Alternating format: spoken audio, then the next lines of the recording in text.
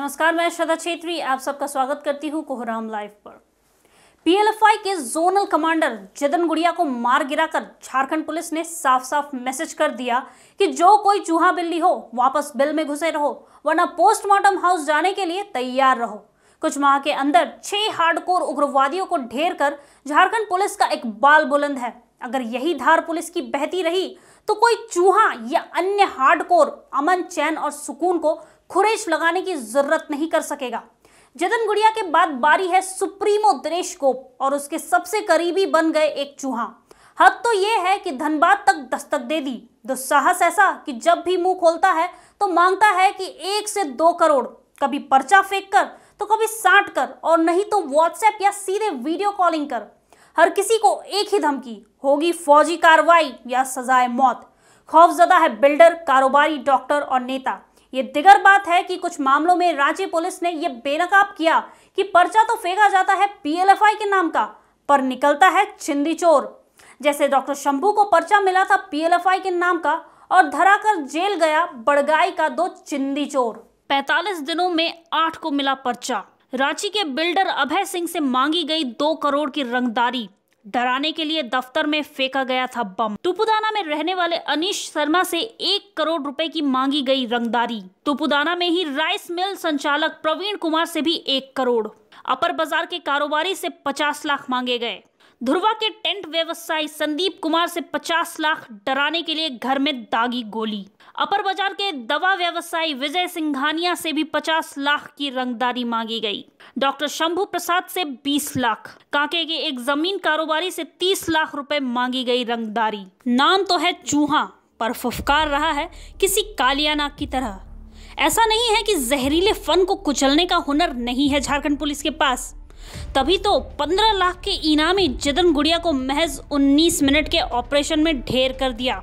ये भी जता दिया कि इच्छा शक्ति हो तो कुछ भी संभव है। डीजीपी एमवी राव ने 2 दिन पहले 32 थानों के थानेदारों से सीधे संपर्क साध ये पूछा था कि उन्हें क्या हो रही है दिक्कत, क्या कोई राजनेता या नौकरशाह का दबाव है उन पर। अगर ऐसा है तो उन्हें नंगा करे। कार्य क्षमता को बढ़ाने के लिए अगर किसी वरीय अधिकारियों की ग्लूकॉन डी चाहिए तो वो भी बताएं। उन्हें हर साधन संसाधन मिलेगा। राज्य की जनता को सिर्फ आप शांति सुकून से जीने की आजादी दे। जदन गुड़िया को निपटा देने के सबसे बड़े hero DGP MV Rao, IG अभियान साकेत सिंह और रांची प्रक्षेत्र के डीआईजी अखिलेश झा है। उनका पूरा साथ दिया सीआरपीएफ के जांबाज जवानों ने। झारखंड पुलिस का अगला टारगेट और चुनौती बन गया चूहा फुदकते फुदकते राजधानी तक पहुंच गया है। इसका पूरा बायोडाटा झारखंड पुलिस ने जुटा लिया है। सरकार ने इस पर पूरे 2 लाख रुपए इनाम रखे हैं। इस चूहे को खोज निकालने के लिए अलग से एसआईटी का गठन हो चुका है। कमान सौंपी गई है रांची के रूरल एसपी मोहम्मद नौशाद आलम को। उधर धनबाद के एसएसपी असीम विक्रांत मिंज और 7 जिलों के एसपी को भी पूरी ताकत उपलब्ध करा दी गई है। उम्मीद है बहुत जल्द इस चूहे को दबोच लिया जाएगा। 2 AK-47 के साए से घिरे इस चूहे का पूरा नाम है अवधेश कुमार जायसवाल उर्फ अबोध कुमार जायसवाल उर्फ बिहारी उर्फ चूहा। ये बिहार के नालंदा जिले के चिकसौरा बाजार का रहने वाला है। इसकी फितरत केवल लोगों को डराना, हड़काना और उनसे बतौर लेवी मोटी रकम वसूलना है। ऐसे कई चूहे ने 2 दशक पहले भी राजधानी में दस्तक देने की हिमाकत दिखाई थी। तब पुलिस ने उनकी कमर तोड़ कर रख दी थी। डर से कुछ बड़े हार्डकोर उग्रवादी हथियार डालकर नतमस्तक हो गए और जो फन उठाए रखे उन्हें कुचल दिया गया। संगठन में हाल के दिनों में कुछ ऐसे चेहरों को जोड़ा गया है जो समाज में भोले भाले माने जाते हैं या फिर है सफेद पोश।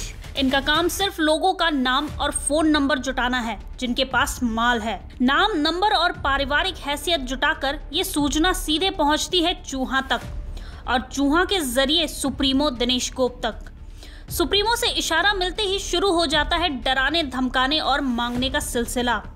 कुछ जमीन माफिया, कारोबारी और सरकारी मुलाजिम ऐसे हैं जो डिमांड पूरी कर अपनी शेष जिंदगी सुकून से जीना बेहतर समझते हैं। ज्यादातर मामला थाना तक नहीं पहुंच पाता। 3 दिन पहले राजधानी में बड़े कारोबारी से पर्चा फेंक मांगे गए 1 करोड़ रुपए। डर भय ऐसा कि ये कारोबारी ने FIR तक नहीं कराया और न ही कुछ भी बोलने की हिम्मत जुटा पाया। वो इस जुगाड़ में लग गया है कि कैसे इस लफड़े से बच निकले। तो लेटर भेज दिए हैं, बोल भी दिए हैं आपको। अरे करना तो आपको, तो उतना बड़ा आदमी थोड़ी है जी। तब गरीब आदमी भी नहीं है भैया। गरीबे आदमी है, आपको नहीं आइडिया है कितना बैंक का लोन है। धनबाद स्टेशन पर कटोरा तो लेके नहीं ना बैठे आप लोग। अरे दादा तो कितना है लोन बैंक का ही, आपको नहीं है कर्जा कितना है। तो मार्केट में दिखता है वही ना दिखेगा सबको, दिखता है जो दिखता है। मार्केट में जब हम देख तो हम चार्ज किए, ज्यादा थोड़ी मांगे। ज्यादा पैसा की डिमांड आपसे थोड़ी किए हैं। पता नहीं हम कैसे 50 लाख साला यहाँ कर्जा है। मतलब कोई सेवा नहीं कीजिएगा आपने। अरे तो हम लोग उस लायक नहीं है दादा अभी। किस लायक है बताइए, कोई सेवा है आपकी तरफ से कि एकदम माफी कर दें आपको? माफ कर दीजिए, एक बार माफ कर दीजिए। अगर घर में कोई रोगी बीमारी पड़ेगा, 2, 4, 10, 20 लाख का जरूरी पड़ेगा, तब क्या घर में इलाज किसी को नहीं करवाइएगा? ऐसे मरते छोड़ दीजिएगा मरने के लिए। मेडिक्लेम करवाए, उसके लिए मेडिक्लेम करवाए हैं, इसीलिए बिजनेसमैन हम लोग पैसा थोड़ी रहता है एट ए टाइम।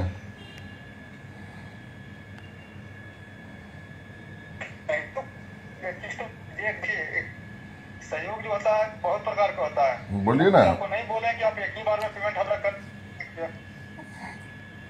तन मन से सहयोग करेंगे, धन नहीं है हमारे पास। देखिए संगठन वो चीज होता है कि देखिए हम तो हीरो नहीं है, नहीं कि आपकी सब हम करते हैं वहीं पर 10 से 5 पर हीरो करता है।